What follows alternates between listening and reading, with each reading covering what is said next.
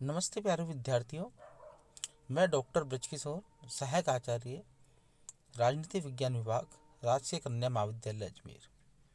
आज अपने अध्यापन का विषय है व्यवहारवाद, अर्थ एवं उसकी मान्यताएं। जब राजनीति विज्ञान की हम चर्चा करते हैं तो हम उसे दो भागों में बांट कर करते हैं: परंपरागत राजनीति विज्ञान और आधुनिक राजनीति विज्ञान। परंपरागत राजनीति विज्ञान जो कल्पनावादी है, मूल्यवादी है, संस्थागत है, कानूनी है, जिसका अध्ययन केवल मानव और सरकार और राज्य पर ही सीमित है। इस कारण हम देखते हैं कि हमारे विषय को एक ऐसा सर्वमान्य सिद्धांत नहीं प्राप्त हो पाया जो हमारे विषय को विज्ञान का दर्जा प्रदान कर सके। तो हम देखते हैं कि द्वितीय विश्व युद्ध के बाद राजवैज्ञानिकों में एक ऐसी सोच का विकास हुआ जिसका उद्देश्य था कि हमारा विषय भी अन्य समाज विज्ञानों की भांति होना चाहिए, अर्थात हम भी अन्य समाज विज्ञानों की भांति विज्ञान के स्वरूप को प्राप्त हो, एक अलग दर्जे के रूप में आए। तो उसके लिए आवश्यक है कि हमें भी एक सर्वमान्य सिद्धांत का निर्माण करना होगा। जब बात आई कि अन्य जो दूसरे विषय हैं वो हमारे विषय से इतने आगे क्यों निकल गए, तो देखा और पाया कि हमने हमारा समस्त ध्यान जो है वो केवल मूल्यों और कानूनों पर ही केंद्रित कर दिया।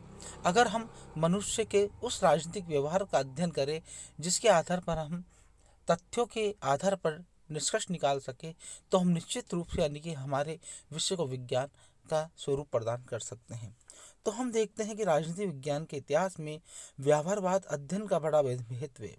उसे एक महान क्रांति कहा जाता है क्योंकि ये परंपरागत राजनीति विज्ञान के विरुद्ध एक क्रांति ही है। व्यवहारवादी क्रांति ने राजनीति विज्ञान के लक्ष्य, स्वरूप, विषय, क्षेत्र, पद्धति शास्त्र आदि सभी को बदल दिया। इसी का परिणाम हुआ कि परंपरागत राजनीति विज्ञान एवं आधुनिक राजनीति विज्ञान में हम अंतर करने में सक्षम हो पाए। वर्तमान राजनीति विज्ञान प्रत्येक अर्थ में आधुनिक हो गया। इसके प्रभाव के कारण न केवल राजनीति विज्ञान विज्ञान बन पाया, अपितु उसे विज्ञान का स्वरूप भी प्रदान हुआ। तो और ये समस्त जो चिंतन है उसकी अगुवाई डेविड स्टन के द्वारा की गई। डेविड स्टन जो एक महान राजनीति शास्त्री थे, उन्होंने सर्वप्रथम मनुष्य के व्यवहार पर अध्ययन पर बल दिया। और हम देखते हैं कि उनकी जो प्रसिद्ध आर्टिकल जो उन्होंने शिकागो विश्वविद्यालय के अध्यक्ष भाषण में 1948 में पढ़ा, the current meaning of behaviourism में उन्होंने एक ऐसी क्रांति की घोषणा कर दी जिसने हमारे शास्त्र की समस्त सीमाओं, समस्त क्षेत्रों और समस्त पद्धतियों को बदल कर रख दिया और हमें व्यवहारवादी होने पर मजबूर कर दिया। डेविड स्टन व्यवहारवाद के प्रणेता माने जाते हैं। और हम जब व्यवहारवाद की बात करते हैं तो इससे पूर्व अगर हम देखें तो हमें इसकी झलक 1905 में ग्राहम वाल्से और आर्थर बेंटल की पुस्तकों में देखने को मिलती है। उन्होंने एक दिशा प्रदान की जहां ग्राहम वाल्स ने यानी कि कहा कि हमें मनुष्य के व्यवहार का अध्ययन करना चाहिए, वही आर्थर बेंटले ने कहा कि अध्ययन मनुष्य के व्यवहार का तो करना चाहिए, ताकि हमें संस्थाओं की प्रक्रियाओं का भी अध्ययन करना चाहिए, जिसके आधार पर हम संस्थागत अध्ययन से हटकर प्रक्रियात्मक अध्ययन की ओर आ सके, ताकि हम ये जान सके कि किस प्रकार से शासन व्यवस्थाएं कार्य करती हैं, संस्थाएं कार्य करती हैं और किस प्रक्रिया के माध्यम से अपने स्वरूप तक पहुंचती हैं। 1925 में हैरोल्ड 1925 में चार्ल्स मेरियम जो उस समय हमारे राजनीति विज्ञान परिषद के अध्यक्ष थे, उन्होंने अपनी प्रसिद्ध पुस्तक में सर्वप्रथम अंत अनुशासनात्मक अध्ययन पर बल दिया। उन्होंने अपनी पुस्तक के माध्यम से कहा कि जब तक हमारा विषय एकागी रहेगा तब तक हम हमारे विषय को व्यापक नहीं बना पाएंगे, हमें इसे बहुआयामी बनाना होगा। अर्थात हमारा जो विषय है वो मनुष्य से जुड़ा हुआ विषय है और मनुष्य से संबंधित जितने भी शास्त्र हैं उनका हमें अध्ययन करना होगा, तभी हम हमारे अध्ययन को व्यापक, वैज्ञानिक और नियमित बना पाएंगे। और ये सारी जो कसर है वो पूरी की डेविड स्टन ने।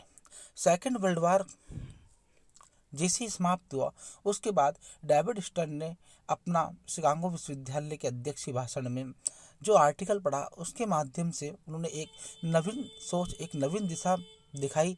और हम देखते हैं कि हम व्यवहारवादी हो गए।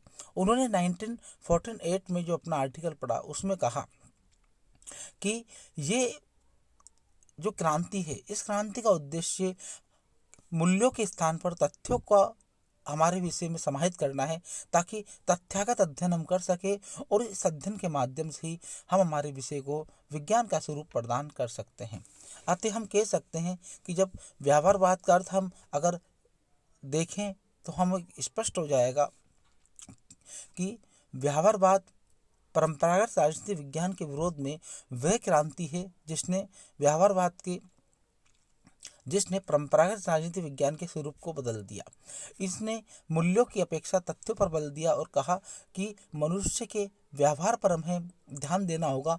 अगर हम मनुष्य के व्यवहार का अध्ययन कर लेंगे तो हम हमारे विषय को वैज्ञानिक बना पाएंगे। इस प्रकार व्यवहारवाद 3 P पर बल देता है: political behaviour, second P power और थर्ड P प्रोसेस, यानी शक्ति, प्रक्रिया और मनुष्य का राजनीतिक व्यवहार। अगर हम तीनों का अध्ययन करेंगे तो हमारे विषय को विज्ञान का स्वरूप प्रदान कर पाएंगे। अगर हम पारिभाषिक दृष्टि से देखें तो रॉबर्ट डहल ने बहुत अच्छी परिभाषा इसकी दी है कि व्यवहारवाद एक आंदोलन है जिसका उद्देश्य राजनीतिक अध्ययन को आधुनिक मनोविज्ञान, समाजशास्त्र और अर्थशास्त्र में विकसित सिद्धांतों, पद्धतियों, खोजों और दृष्टिकोणों के निकट संपर्क में लाना है, जो राजनीति विज्ञान के आनुभविक तथ्यों को अधिक वैज्ञानिकता प्रदान करता है। अगर हम इसकी मान्यताओं की बात करें तो किर्कपैट्रिक ने इसकी 4 मान्यताएं बतलाई है। पहला, शोध में राजनीतिक संस्थाओं का मौलिक इकाई के रूप में ये स्वीकार करना। दूसरा, सामाजिक विज्ञानों को व्यवहारवादी विज्ञानों के रूप में देखता है तथा राजनीति विज्ञान की अन्य समाज विज्ञानों की एकता पर बल देता है। तीसरा, ये तथ्यों के पर्यवेक्षण, वर्गीकरण एवं माप के लिए अधिक परिशुद्धि प्रवृत्तियों के विकास और उपयोग पर बल देता है। जहाँ तक संभव हो सांख्यिकी परिमाणात्मक सूत्रों का प्रयोग करता है।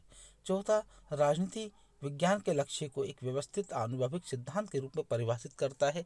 इस प्रकार ये व्यवहारवाद की 4 विशेषताएं हैं, ये व्यवहारवाद के स्वरूप को स्पष्ट कर देती है। धन्यवाद।